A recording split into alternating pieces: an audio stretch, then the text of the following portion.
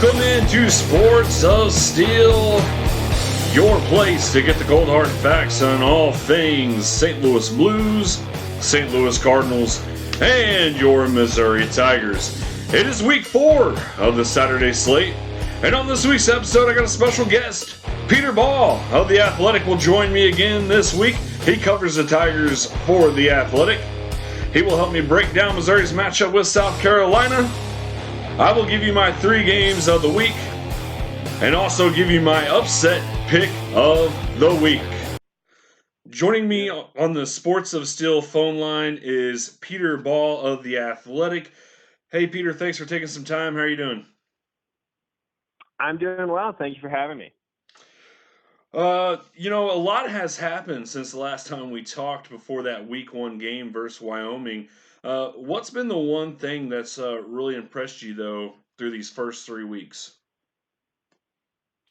Well, I mean, really since the first game, after the Wyoming loss, things have been pretty smooth. I think Kelly Bryant's passing ability has been something that has kind of stood out. I know he's made a few not ideal decisions for Mizzou, but I think overall he's shown that he's a capable passer, and that he's someone who's more than just a guy who can run with the football. In fact, he's shown he can extend plays with his legs, but he hasn't relied on running too much. He's been more of a passing quarterback, which is something he wanted to show in coming to Missouri that he could do. So I've been impressed with him. And then, the defense, the pass defense, the secondary hasn't allowed much. I think they've allowed the second fewest passing yards per game nationally, which, in fairness, they haven't played great passing teams, but it's still pretty impressive. So we'll see if they're able to keep that up. Yeah, it almost seems like, with the pass defense, even like last year, bad teams still pass the ball on Missouri regularly, pretty easily, for the most part. So it's good still to see them, shutting down teams, even though it's teams that don't pass a lot. It's still good to kind of see.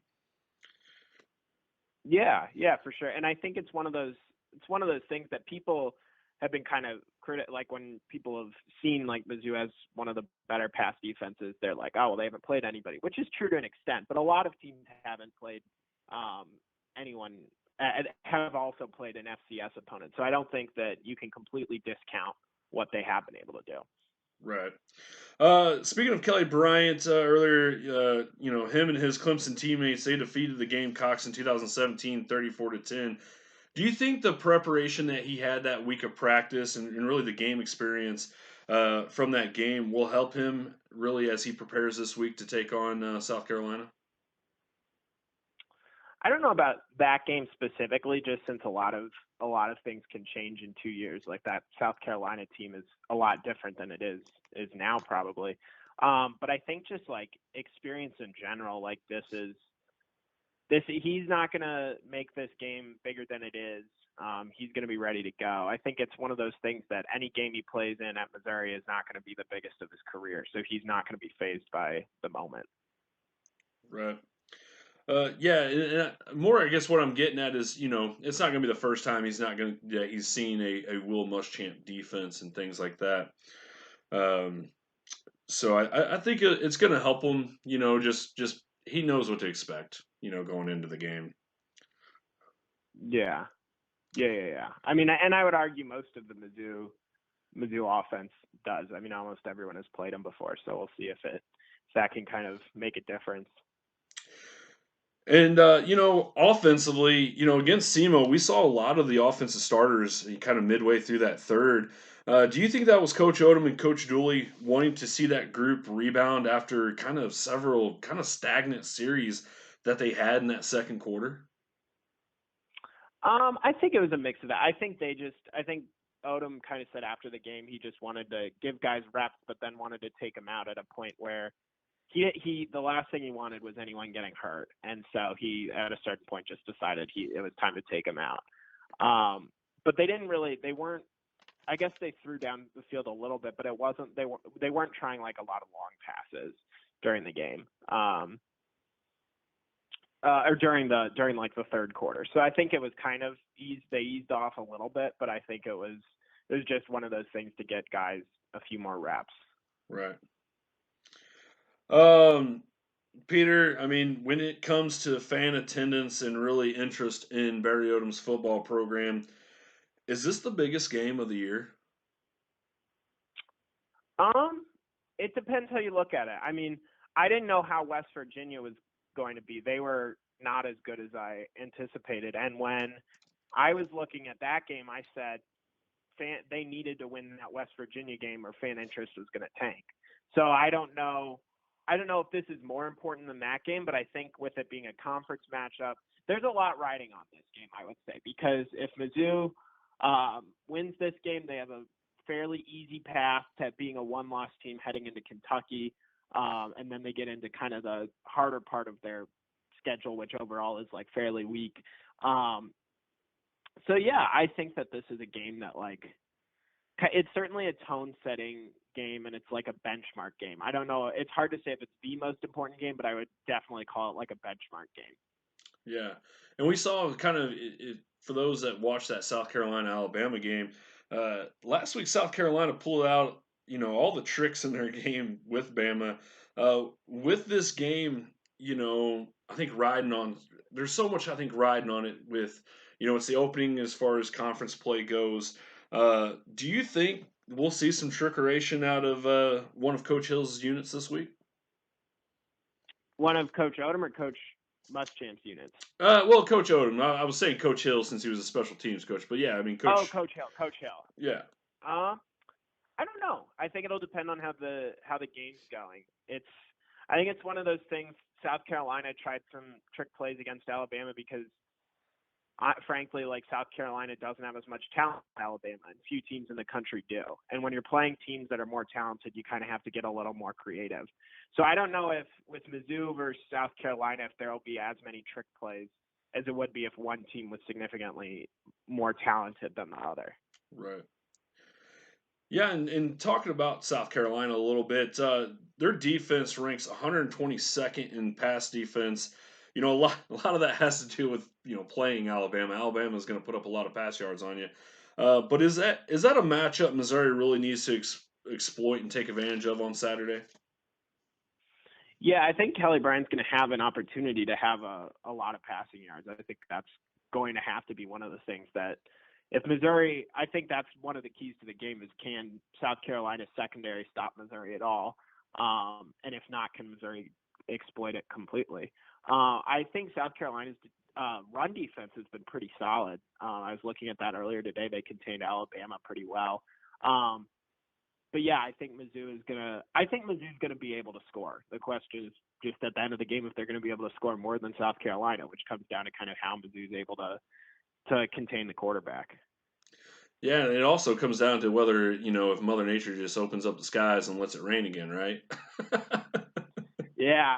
I don't know who rain would advantage more. I mean, I think both teams are have decent running games, so it'll be interesting. I don't know if there's as of now there's a little rain in the forecast, but forecasts are so fickle that they could all change pretty quickly.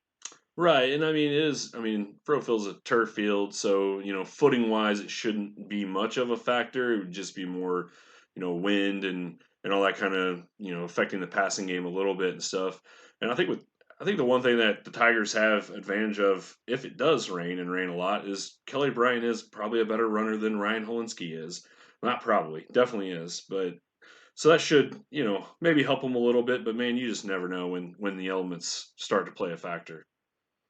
Yep. Yeah, I agree. We'll see. Let's see. Lastly, man, this is the last thing I got for you. What do you know about this South Carolina team? And if you're able to give us a prediction, what's your prediction for Saturday? Okay, so with the South Carolina team, what I kind of see is I'm really intrigued by Ryan Holinski. I thought he played pretty well against Alabama, but I also think there's an opportunity where some of the throws he made were maybe a little reckless with one of his touchdowns. He had a beautiful ball into double coverage that somehow the receiver was able to catch.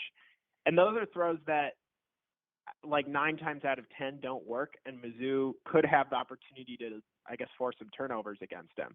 So I'm curious how that'll go, and if they'll be able to like win the turnover battle, because that's been one of the big differences the past few years against South Carolina. The running backs are solid. They've got Brian Edwards at receiver, who's a very good receiver, and then their secondary is pretty weak, and that's kind of the big thing I see there is like, can Missouri exploit this weaker secondary, and can they contain Helinski in the passing game? And if they do that, I think they have a good chance of winning. Right as of now, I think Mizzou's going to win, but I don't feel. I've been going back and forth. I think it's going to come down to the fourth quarter, and I'm going to say Mizzou wins. I'll say like 35-31. But I also could see South Carolina winning very easily. So I don't feel super strongly about Mizzou winning. Yeah, I mean, I've gone back and forth too on this game because there's just been so many weird things that have happened in the last few years. Last year it was the rain when Missouri was totally dominating the game, and then the year before, they come out and they get that early lead, and then bam, South Carolina scores. And then they score again, and there's just the confidence, and they just had no ability to really fight back after that happened, and so it's one of those games. It's just so hard to kind of predict because you just never know how this is going to go. Yeah, definitely. All right, man. That's like I said. That's all I got for you. Thank you again, man, for taking some time with me. Before I let you go, where can everyone follow you on social media? Yeah, first I appreciate you having me on. It is, like I said last time, appreciate your service for our country. And then to follow me on social media, my Twitter is Peter Baugh. That's at Peter Peter _Baugh, B as in boy, AUGH. And you can also find all my work on the Athletics website. I broke down the Mizzou South Carolina game with Josh Kendall, who's the Athletics South Carolina writer. And we have my mailbags coming out Friday. So there should be some stuff on there for people to look at. Yeah, man. Like I said, appreciate it. Thanks again for coming on, and hopefully we can do this again sometime. Yeah, for sure. All right, man. Have a good one. All right, take care. I appreciate it. Bye. That was Peter Baugh of The Athletic. He covers the Missouri Tigers for them. You can read his work by going to theathletic.com. I can't thank Peter enough for taking some time out to join us on Sports of Steel. It really does mean a lot to me.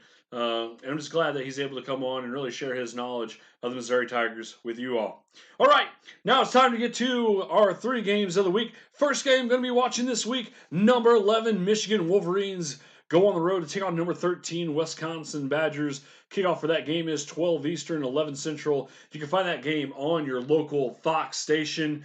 In last year's matchup, the Wolverines beat the Badgers really pretty handedly, beat them by a final score of 38-13. This year's game, though, it's going to be at a raucous Camp Randall Stadium, and the Badgers have the number 1 rushing defense and the number 1 passing defense in the country so far through 3 games.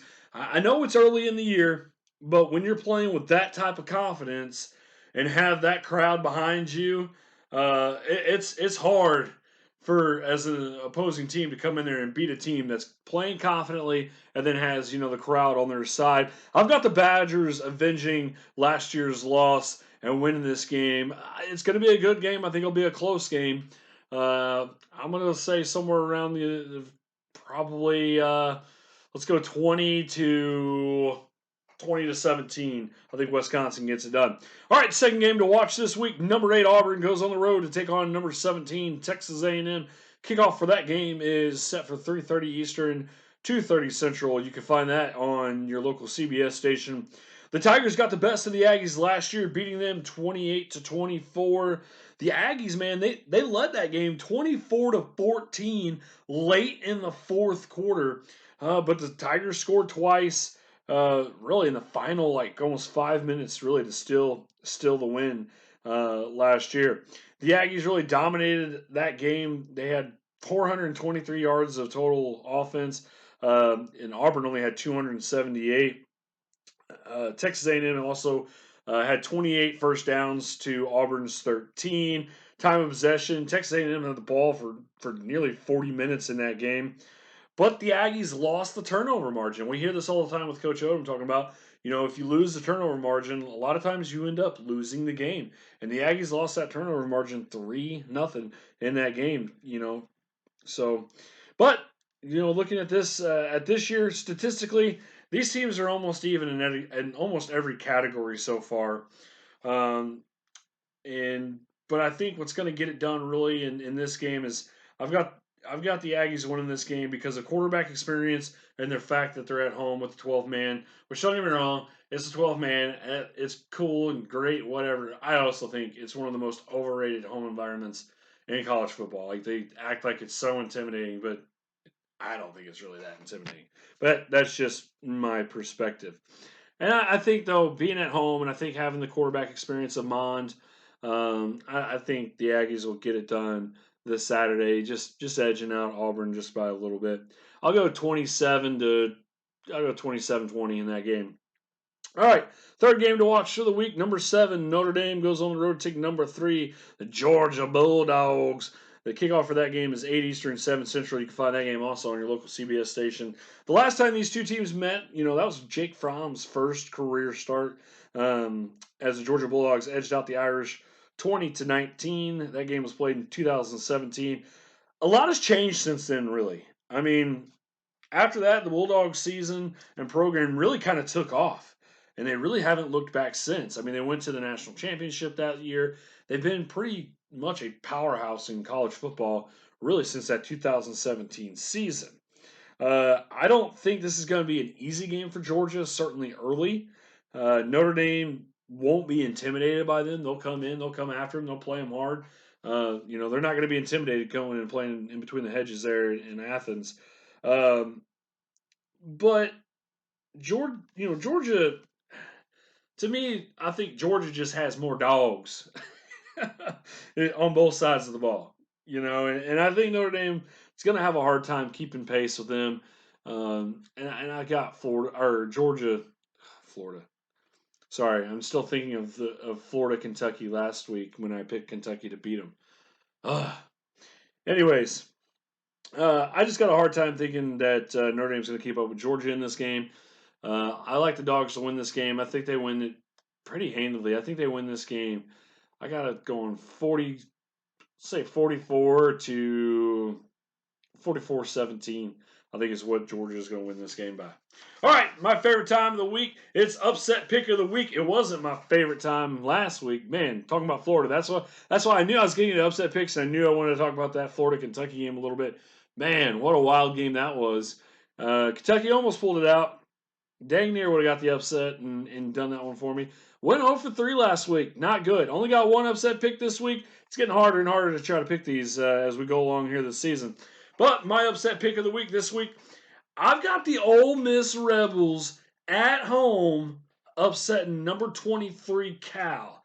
Reason why is because of the start time of the game. It's 12 Eastern, so Mississippi's in the Central Time Zone, so that's 11 Central. But for Cal, it's like playing a game at 9 in the morning. And they're just not, you're traveling east.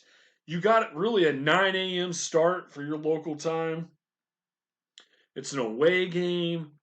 All factors that just lead into teams playing kind of lethargic, not, they're just not focused. Things like that. That stuff leads to turnovers.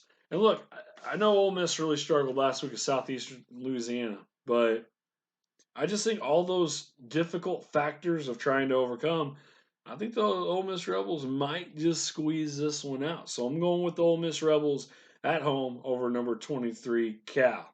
All right, that's all I got for you on this week of Sports of Steel. Don't forget to like us on Facebook. It's just STL Fan Zone. Also, subscribe on YouTube. It's Sports of Steel. Go down, filter through by channel. You'll see the icon of the microphone right over the Sports of Steel. And then also follow on Twitter. It is at Sports of Steel. I hope you all have a wonderful weekend, and I'll talk to you guys all next week.